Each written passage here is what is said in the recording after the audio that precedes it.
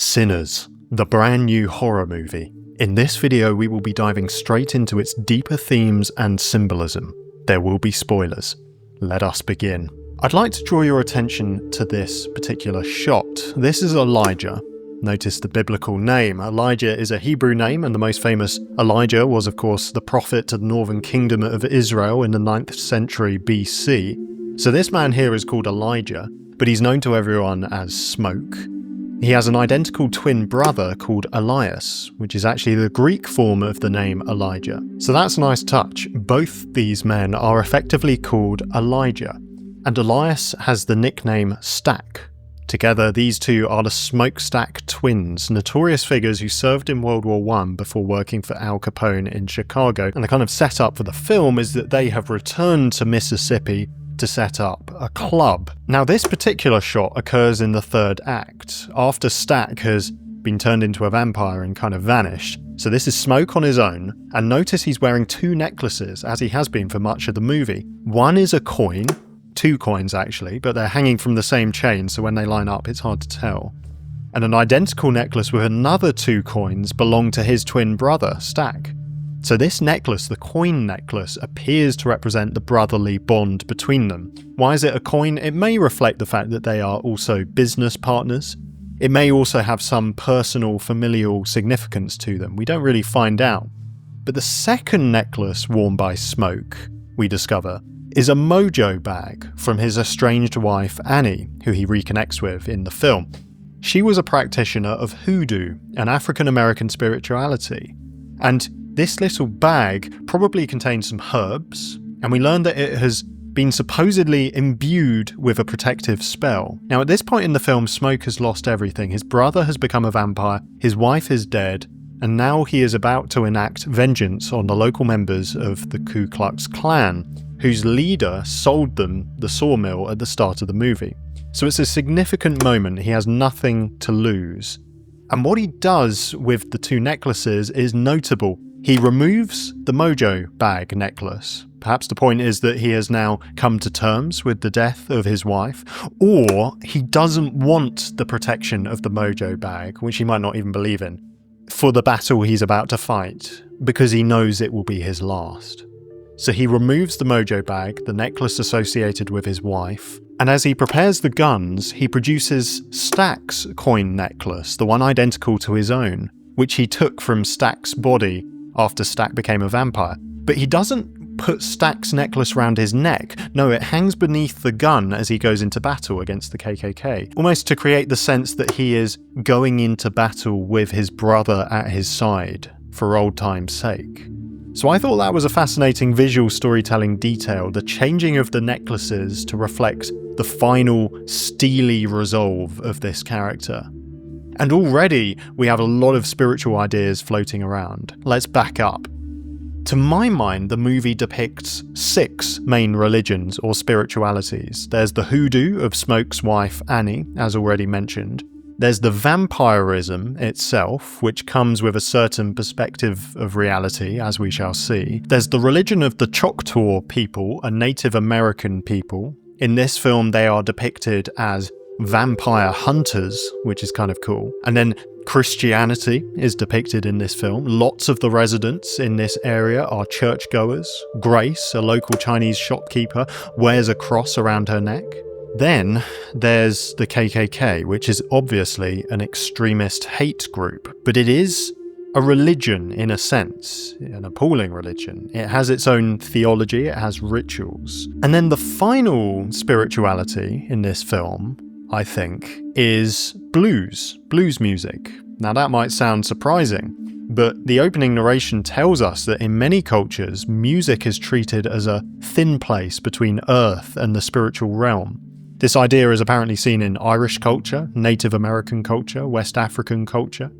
But it comes with a warning. We learn that skilled musicians can, in the words of the film, pierce the veil between life and death, past and future.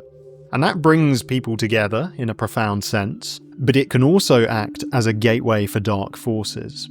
So in the film, music, and especially blues music, is seen as a very potent cosmic force. Its impact stretches beyond the comprehension of even the most skilled musicians.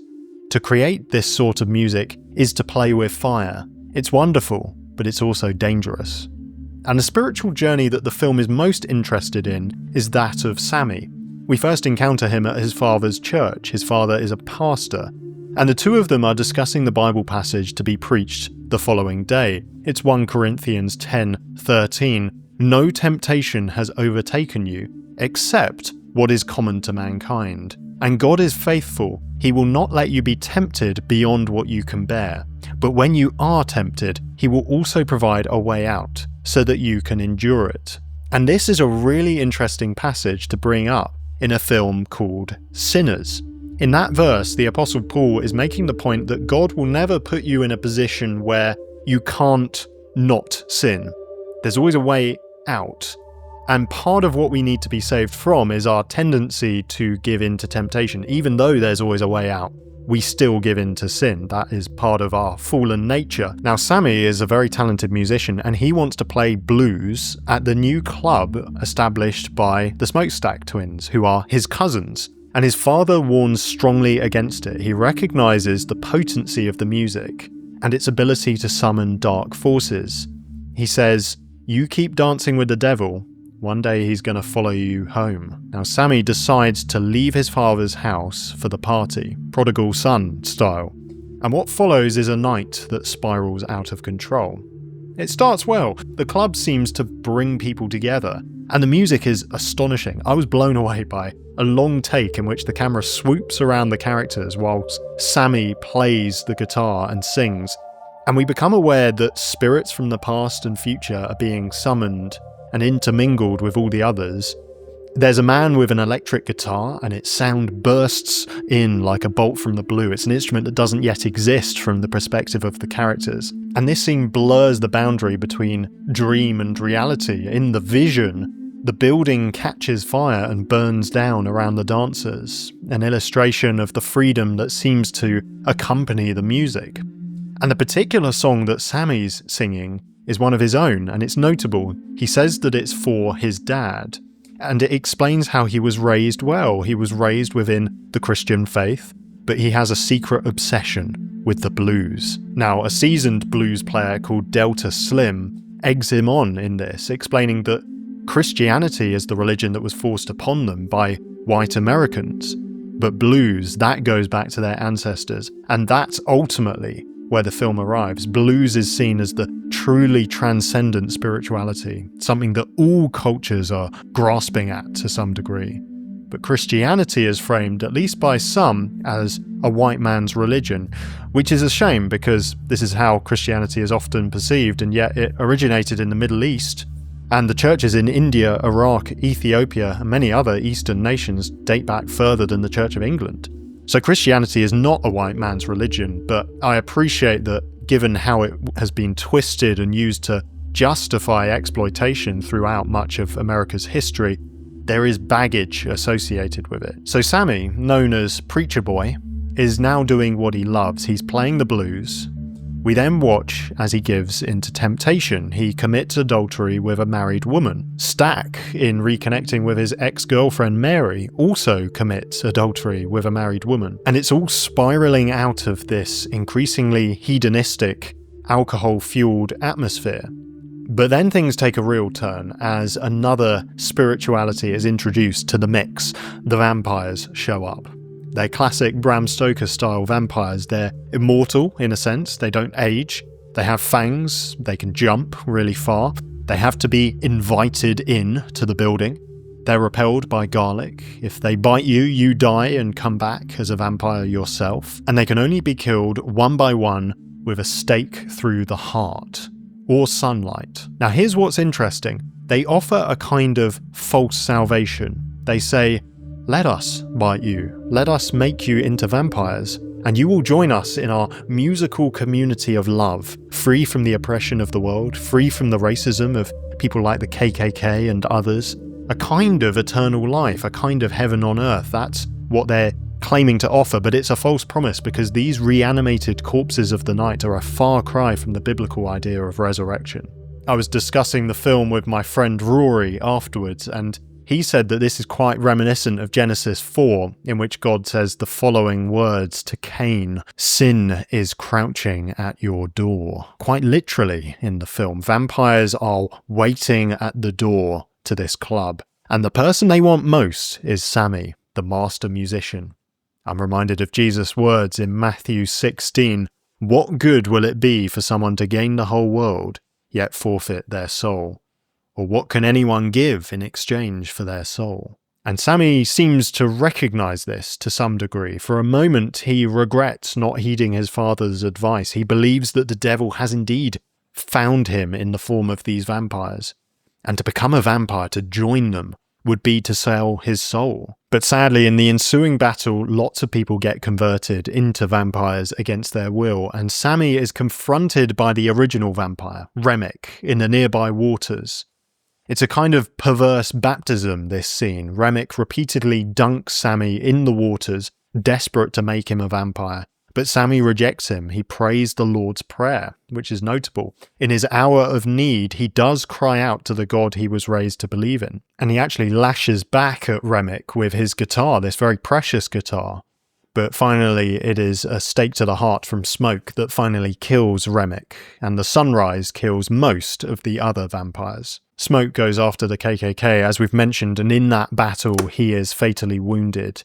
And he has a vision of his deceased wife Annie nursing their baby daughter. Now, what does that vision mean? Does it confirm Annie's Hoodoo belief system and her vision of the afterlife? Is it a hallucination? It's kind of ambiguous. As for Sammie, he returns to his father's church. Again, it's like the prodigal son returning home to the father. And before we consider Sammie's ultimate decision, it's worth pressing into at this point, is his father a good father? Has Sammie's father done anything wrong? I mean, you could argue that he's a bit too strict in warning Sammie never to play blues music. That feels legalistic. It goes beyond the commands of the Bible. But in the context of the film, his fears seem to have been vindicated. Sammie's music did indeed summon dark forces from beyond, and lots of people lost their lives. Sammie even committed adultery at this party, so Sammie's dad was right to be concerned about him heading off with the Smokestack twins. And yet, Sammie's dad still wants to receive Sammie home with open arms. There is forgiveness. He just asks Sammie to drop what's left of the guitar and leave the blues music behind. He doesn't have to leave music behind entirely. In fact, there's a wonderful gospel choir in the church singing "This Little Light of Mine" as Sammie arrives. But Sammie says no. He heads out into the far country once again and becomes a successful blues musician. So ultimately, the film seems to regard the blues music as its most transcendent spirituality. It's what comes out on top. You see that in the mid-credits scene. The vampires, Stack and Mary, appear to the old Sammie in a bar. They ask if he would like to be made into a vampire, but he refuses. He says he's seen enough, and he doesn't want to be made immortal on Earth as it is. It's understandable. So he's walked away from the Christianity of his youth, and he's rejected the false salvation of the vampires. But what actually is his hope as a man who has devoted his life to the blues? Ultimately, as the three characters reminisce, all they can do is say that the day they all gathered in that sawmill was the best day of their lives. Before it became a bloodbath, it was a fleeting, transcendent, communal moment. Now, the film is quite nuanced. It doesn't wholeheartedly affirm Sammie's decision to walk away from his dad. The ending has a sense of wistfulness tinged with regret. Having said that, throughout the film, the blues music is very clearly associated with freedom. It's associated with freedom from racism and slavery, and we can all get on board with that. But for Sammie, it also comes to be associated with freedom from his parents. He leaves his family and the church to pursue what he sees as a higher calling, the blues. And so I can't help but view the ending as a tragedy. But does the film see it as a tragedy, or are we meant to be cheering Sammie on? Yay, he's escaped the shackles of his family who told him not to sleep with married women and summon vampires. How dare they restrict him in that way? But now he can do all those things. The freedom that Sammie ultimately obtains, is it a truly flourishing, life-giving freedom? Even within the context of the film, I don't know. So it's a very postmodern horror film. Sammie's journey involves rejecting his upbringing, rejecting the allegedly simplistic and restrictive Christian perspective on good and evil, and turning to something more adult and thrilling, supposedly. And all the characters in the film, apart from Sammie's dad, are morally ambiguous. Even the vampires. At first they're seen as devils, but they see themselves as a coming together of God, the earth, and the beast. And that's not entirely refuted by the film. In that mid-credit scene, the vampires seem kind of fun to hang out with. So the film includes a lot of different spiritualities, and there's no clear good and evil. It's all quite morally grey. The film sees all these spiritualities as being true to some extent, apart from the KKK, of course. Yeah, that's the only one it outright denounces as being utterly, irredeemably evil. And that's understandable. But I guess in order for it to call the KKK evil, it must be appealing to some ultimate good. And in the film, it's not obvious where the ultimate source of goodness lies. Does it reside within the Native American worldview, or the Hoodoo worldview, or the Christian worldview, or the blues worldview? As I've said, in the film, the blues seems to come out on top. But I think Sammie's Christian dad might deserve more of a hearing. So there we go. Sinners. I'm not quite sure what it's trying to say with its ending, and it's more than possible that I'm misunderstanding it. But I really enjoyed this film. Incredibly well made, stellar performances across the board. Hailee Steinfeld, who I really enjoyed in the Hawkeye series, she makes a very scary vampire. And the music is utterly captivating, with Ludwig Göransson once again knocking it out of the park. Hi, Thomas Thorogood here. You might enjoy a short film that I directed alongside my two friends Vicky and Nadia. It's called Suntrap, and it's only 6 minutes long. It experiments with a lot of things I've never done before in terms of the lighting and the soundtrack and the costumes. We had a lot of fun making it. And I have an idea of what the film means, but I'd love to hear what you think. So why not go and check it out? I'd love to hear your thoughts. Thanks so much for watching. I'll be back soon. And remember, it's deeper than you think.